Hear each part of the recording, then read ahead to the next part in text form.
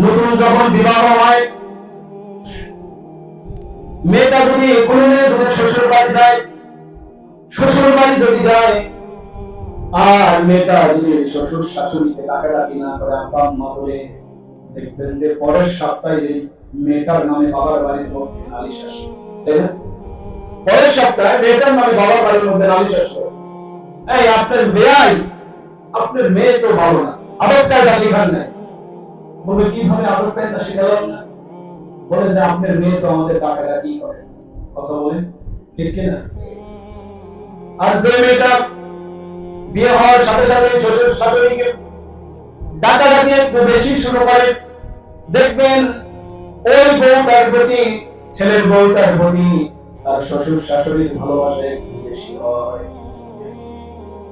এজন্য আল্লাহ রাব্বুল আলামিন বলেন, যে ব্যক্তি আমার নিকট দোয়া করে না, আমার কাছে চায় না, আমার কাছে ভাবনা করে না, তার চোখের পানিগুলো আমার কাছে ছেড়ে দিয়ে আপত্তি বিনতি করে না, আমিও সেই বান্দার প্রতি রাগান্বিত হয়ে যাই।